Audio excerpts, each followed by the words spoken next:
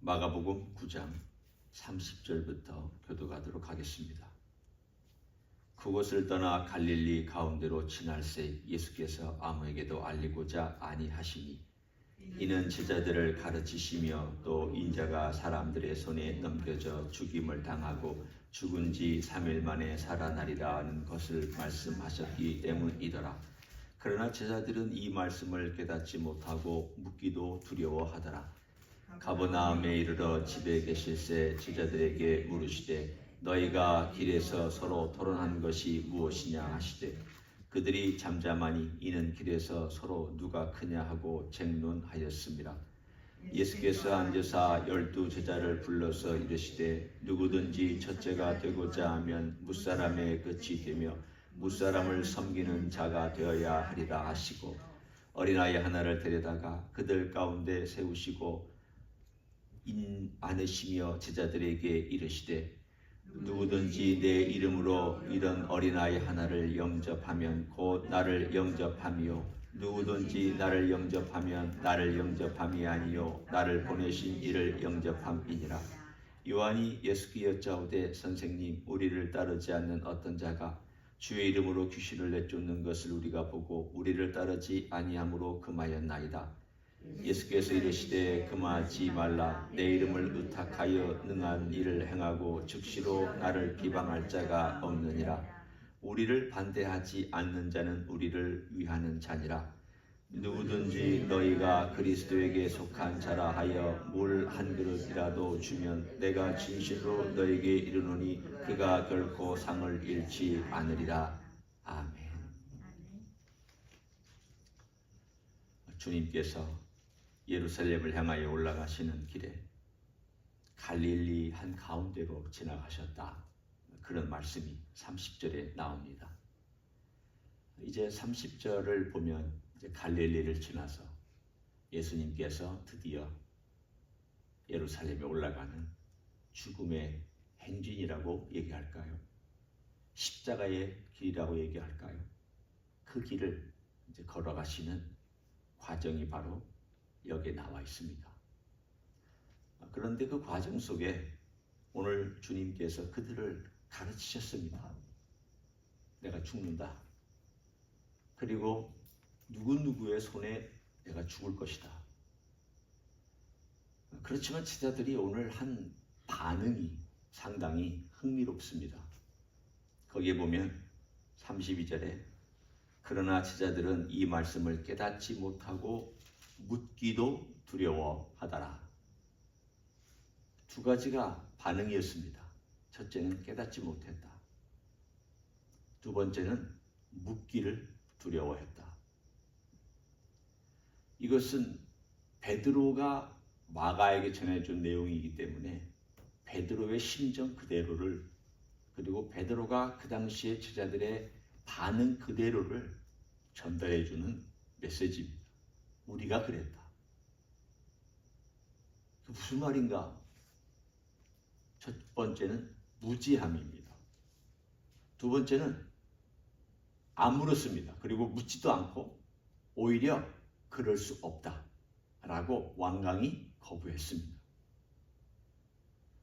보통 사람들은 두려운 문제는 손에 안 건드리려고 합니다. 왜냐하면 이 두려운 문제는 자기가 감당이 안 되기 때문입니다. 어떤 현실이나 사실도 너무 두려우면 덮어버립니다. 이거 큰일 나겠다. 내가 감당이 안 되는 일이다. 또는 자기 안에 있는 예를 들어서 내 안에 어떤 깊은 상처가 있는데 이건 끄집어내야 나만 힘들고 또 여러 가지로 힘드니까 두려워서 그 해결 안 하고 덮어버리는 경우도 있습니다. 그러면 그 덮은 것이 사라지느냐? 사라지지 않습니다. 주님 안에서 해결되지 아니한 모든 문제는 언젠가 불거져서 터지게 되어 있고 언젠가 그 문제가 내 영혼과 내 삶과 내 관계에 방해를 놓거나 파괴시키는 일들을 행합니다. 그렇다고 인생이 그렇죠. 인생이 다 그렇게 사는 거 아닙니까? 뭐 서로 상처 주고받고 서로 아프고 힘들고. 여러분 잘 생각해 보십시오. 예를 들어 우리가 어렸을 때 부모로부터 받은 상처가 있습니다. 부모님 돌아가셨습니다. 해결할 길은 없죠. 이미 돌아가셨으니까. 뭐 무덤 앞에 가서 내가 부모님한테 따진다고 뭐 해결되겠습니까? 안 되잖아요. 그렇지만 해결해야 됩니다. 어떻게 해결해야 되느냐?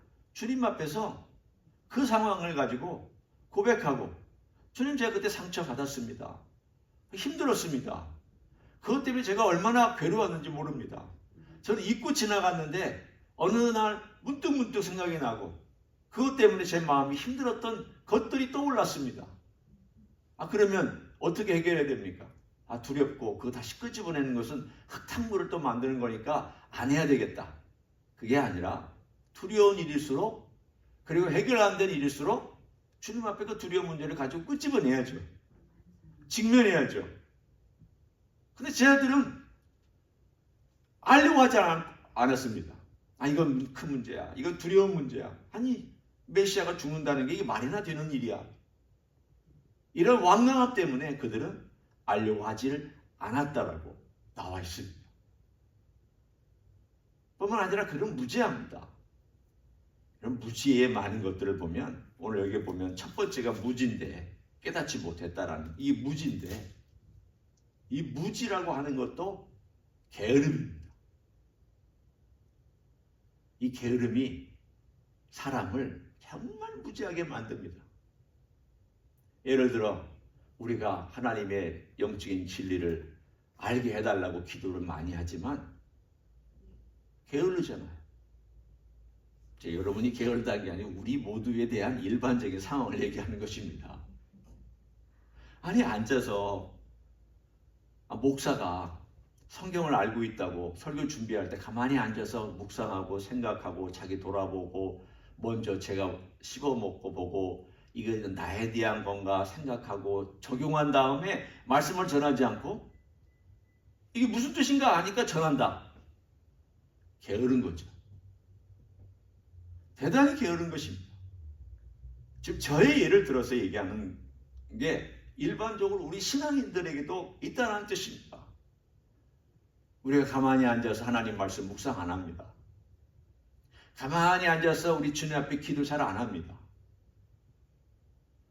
그러면 여러분 그래도 새벽에 오셔서 기도하시니까 나름 우리 주님 앞에 나아가려고 하시고, 그리고 말씀도 깨달으려고 애를 쓰지만 일반적으로 우리의 삶 가운데 가만히 보면은 나를 주님 앞에 드러내기 위해서, 고치기 위해서 얼마나 부지런히 나를 바라보고 돌아보고 있느냐. 저 자신을 포함해서 우리가 가만히 보면 우리 자신을 돌아보는 일에 대단히 게을릅니다. 대단히 게을릅니다. 그래서 무지합니다. 영적인 세계는 게으르면 무지하게 되어 있습니다. 그런데 주님께서 이런 무지하고 고집스러운 제자들을 야단치시지는 않았습니다. 저는 그게 한편으로는 이렇게 알려고 하지도 않고 깨닫지도 않고 심지어는 그 다음에 가면 서로 누가 높냐. 지금 주님은 죽음을 얘기하는데 제자들은 떡고물만 생각하고 있습니다. 뭘 먹을까? 우리가 그 자리에 가면 얼마나 높은 자리에 올라갈까? 그러고 있으니 이런 제자들의 일들을 보면은 참 꾸중하고 싶은 선생님의 마음이 떠오릅니다. 얘네들은 가르쳐봐야 이해도 못하고 알려고 하지도 않고, 그리고 그러면은 모르면 주님께서 이렇게 말씀하시는데 이게 무슨 뜻입니까? 물어봐더라도 해야 되지 않아요? 여러분 같으면 주님께서 왜 이렇게 심각하게 말씀하시나? 그리고 우리가 이해가 안 되기도 하고, 메시아가 죽으신다는 게 이게 우리가 이제까지 배운 상식하고 성경적 상식하고 너무 다른데 왜 그런 일이 있어야 되는가 하고 주님께 좀 알려달라고, 우리가 이해를 못하니까 좀 설명해달라고, 이게 반응인데 이런 반응은 아랑곳하지 아니하고 그들이 올라오면서 했던 것은 우리가 예루살렘에 올라가면 누가 높은 자리에 올라갈까? 이런 제자들에게 주님의 마음은 얼마나 답답하셨을까. 그런데 주님께서 오히려 이들을 놔두시고 있다라는 생각을 합니다. 놔두시고 있다. 무슨 뜻입니까? 이들이 이 말씀을 이해하려면 예수님의 죽음을 목격하고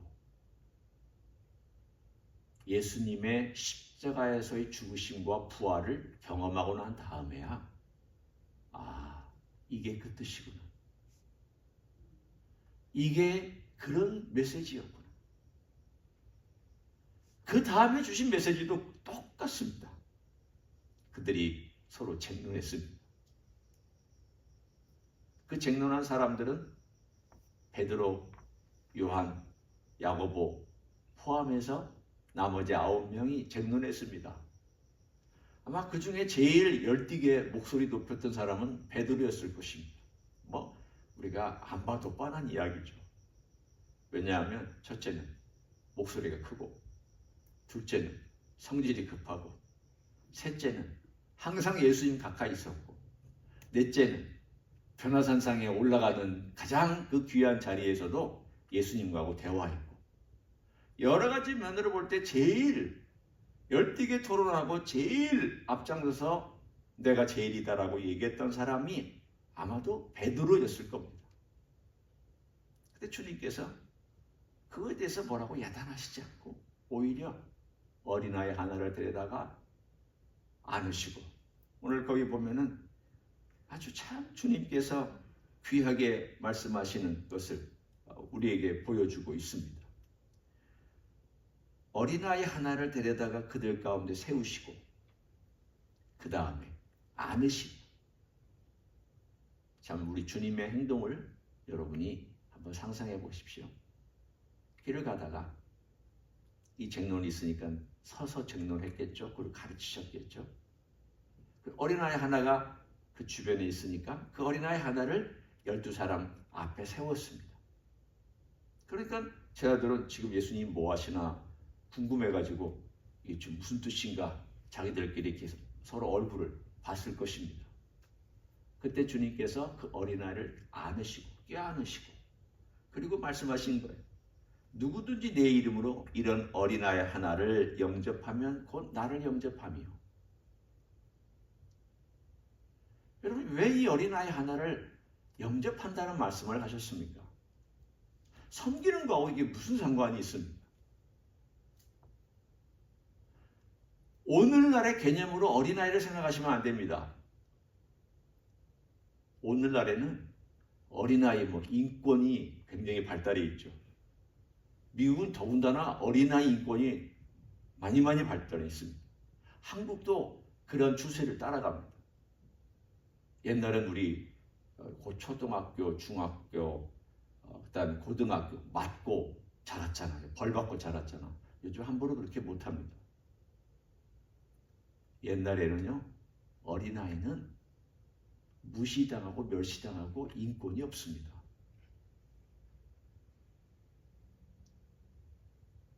어린아이는 소유물입니다. 부모의. 부모가 얼마든지 팔 수도 있는 소유물이었습니다. 어린아이는 의견도 못 냈습니다. 어른들 축에 끼지도 못했습니다.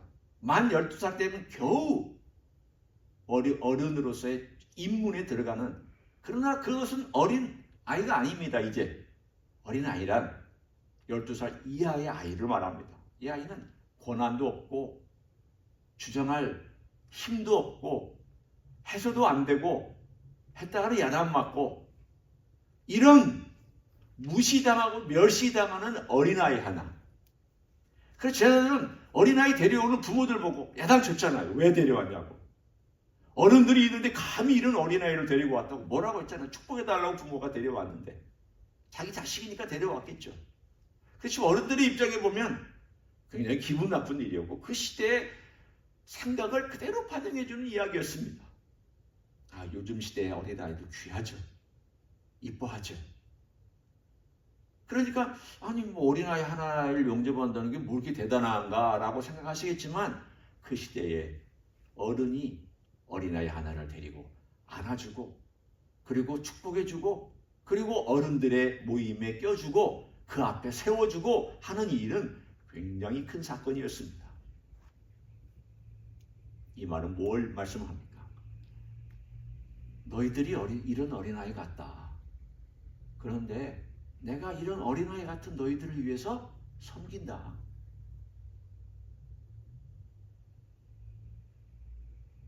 여러분 생각해 보십시오. 좁을 줄 되시는 예수님께서 피조물인 우리를 무시하지 아니하고 섬겨주시려고 왔습니다. 영접해 주시기 위해서 왔습니다. 나 같은 어린아이는 무지하잖아요. 우리가 얼마나 무지해요. 어린아이들의 좋은 점도 있지만 안 좋은 점은 무지하잖아요. 모르잖아요. 그러니까 천방지축이잖아요. 그런 어린아이 같은 우리를 무시하지 아니하고 멸시하지 아니하고 이 땅에 오셔서 우리를 섬겨주신 예수님의 이야기가 이 오늘 여기 나와 있는 이 이야기입니다. 섬겨주시려고 오셨다. 처음에 이 말을 주님께서 어린아이를 세우시고 섬겨주시고 영접한다. 이게 무슨 뜻일까? 그 당시에는 아는 것 같았습니다. 왜냐하면 실물로 교육했으니까 그게 좋은가 보다. 그렇지만 그 깊이 있는 진리는 깨닫지 못했습니다. 언제까지 깨닫지 못했느냐? 예수님이 십자가에서 죽으시고 부활하시고 승천하신 다음에 돼서야 이게 무슨 말인지 이게 무슨 메시지인지를 깨달았습니다. 그때 우리가 어린아이 같은 무시당하고 멸시당할 수 있는 자들이었는데 그런 어린아이를 영접해 주시고 섬겨주신 예수님의 이야기가 오늘 이 이야기구나. 너도 그렇게 해라. 내가 너를 섬겨준 것처럼 내가 너를 영접해 준 것처럼 무시하지 마라. 아직도 못 배우고 아직도 연약한 가운데 있고 아직도 영적으로 낮은 가운데 있고 아직도 힘들어하고 아직도 공고하고 아직도 헤매고 있는 자들 무시하지 말고 영접해주고 섬겨라. 우리는 그렇게 잘 안 하잖아요. 나보다 뛰어난 사람 같이 있고 싶고 나보다 훌륭한 사람이나 나하고 비슷한 사람하고 어울리고 싶지 나하고 수준이 안 맞는 사람하고는 잘 어울리지 않으려고 하지 않아요. 왜? 에너지가 빨리 들어가니까. 힘드니까. 생각해 보십시오. 아니 세상에 조물주가 피조물을 섬겨주시고 그도 낮은 자리에서 이렇게까지 행하시는 게 더 힘든 일이 아닐까요? 아니 레벨이 다른 분이 저 차원의 레벨로 내려와서 그 저 차원의 인간들을 무시하지 않고 뭐라고 하시지 않고 자들이 쟁론하고 싸워도 꾸중하지 않고 야단치시지 않고 오히려 이 어린아이 하나를 껴안으신 것처럼 나를 껴안고 나를 붙잡고 내가 너를 영접한다. 내가 너를 사랑하고 내가 너를 섬긴다. 이거만큼 귀한 메시지가 어디 있습니까? 오늘 주님께서 이런 귀한 메시지를 우리에게 주셨을 때에는 아마도 우리 주변에 이런 어린아이들이 있기 때문에 여러분 주변도 그런 어린아이들이 있잖아요. 나하고는 다르고 어떨 때는 내 마음에도 안 들고 어떨 때는 어떻게 저렇게 사나 싶은 영적으로나 생활면에서나 그렇게 느껴지는 그런 사람에 대하여 무시하지 마라. 멸시하지 마라. 내가 너를 사랑했대. 너도 사랑해라. 섬겨줘라. 영접해라. 오늘도 이런 주님의 귀한 사랑의 은혜가 여러분 마음속에 넘쳐나기를 예수님의 이름으로 간절히 축원합니다. 기도하겠습니다. 예수님 참 고맙습니다. 어린아이같이 무시당하고 어른들 축에 끼지도 못하고 심지어는 부모의 소유물이라고 부모가 마음대로 할 수 있는 그런 어린아이 하나를 가운데 세워주셔서 자랑하시고 안아주시면서 영접해 주시고 섬겨주신 귀한 은혜를 감사드립니다. 그 어린아이가 바로 저였고 우리였습니다. 지금도 어린아이 같은 우리를 주님은 영접해 주시고 섬겨주시니 감사를 드립니다.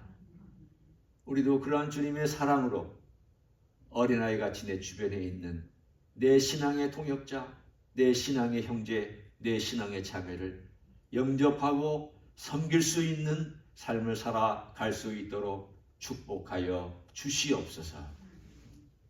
이제는 우리 구주 예수 그리스도의 은혜와 하나님 아버지의 극진하신 사랑과 성령 하나님 교통하심의 역사가 오늘도 우리 주님께서 우리를 사랑하셨듯이 우리도 그렇게 사랑하기를 원하여 주님께 헌신하는 이 자리에 참여한 모든 종들 위에와 주님지 히스교회 위에와 이민교회들과 한국교회들과 선교사님들 위해 이제로부터 영원히 함께 하실지어다.